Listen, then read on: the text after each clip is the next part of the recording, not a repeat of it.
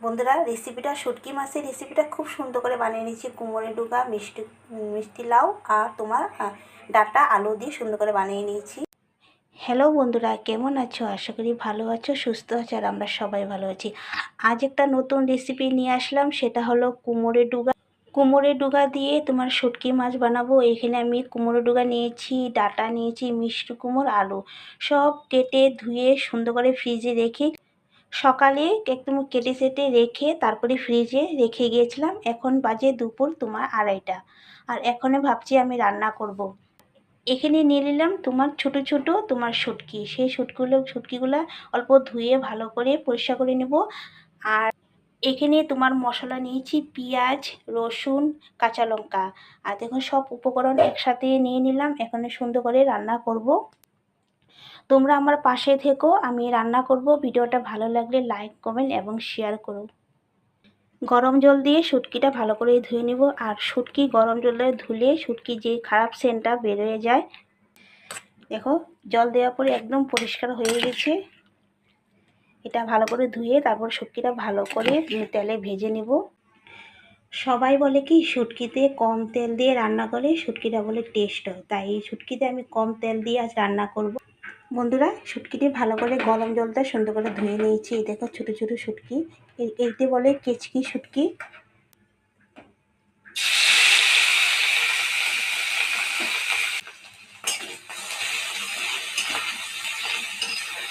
বেশি ভাজবো না, অল্পই ভাজবো। আর ছোটো তো, তাই গরম জল দেওয়ার সাথে সাথে না আমি মশলা আমি পাটাতে বেটে নেব। আর আমি শুটকি বানাই, মাছ বানাই, মাংস বানাই, সব মশলা পাটাতে বেটে নিই। আর পাটাতে বেটলে তোমার মশলাটা ভালো হয়। ভাজা হয়ে গেছে শুটকি। আর এখানে তোমার দিয়ে দিলাম কড়াইতে অল্প তেল দিয়ে তোমার সবজিগুলো দিয়ে দিলাম।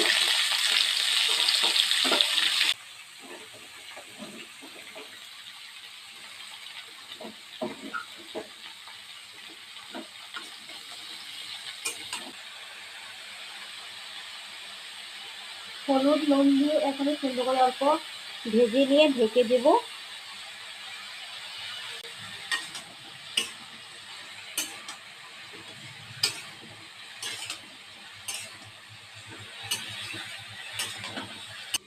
মশলা পাটাতে বেটে নিচ্ছে। আর এখানে আমি অল্প লাল লঙ্কা গুঁড়ো দিয়ে দিলাম। এখানে অল্প লাল লঙ্কা গুঁড়ো দিয়ে দিয়েছি। আর এখানে রসুন, কাঁচা লঙ্কা, পেঁয়াজ সুন্দর করে পাটাতে বেটে নিয়েছি। আর লাল লঙ্কা গুঁড়ো অল্প দিয়ে দিলাম। এখানে ভাজা ভাজা হয়ে গিয়েছে। এখন আমি মশলাগুলো দিয়ে দিব।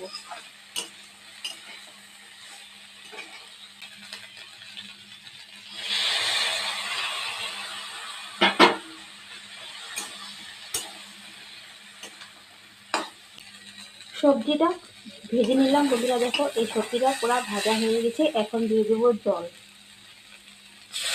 আর জল দিয়ে অল্প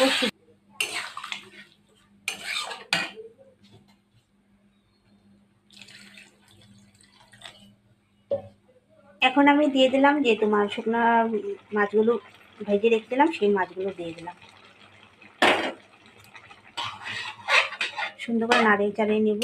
প্রায় হয়ে গিয়েছে, এখন নামিয়ে নেব। দেখো, পরে দিলে না ভালো হয় না, আগে দিলে মাছটা না গলে যায়, তাই পরে দিলাম।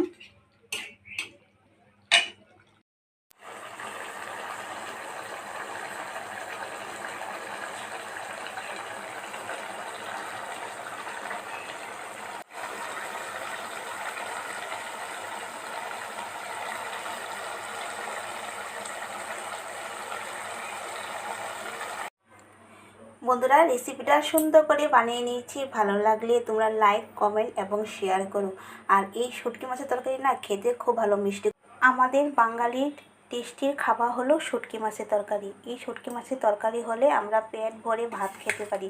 তাই বন্ধুরা, শুটকি মাছ রান্না করে নিয়ে গরম গরম ভাত রান্না করেছি আর শুটকি মাছের তরকারি।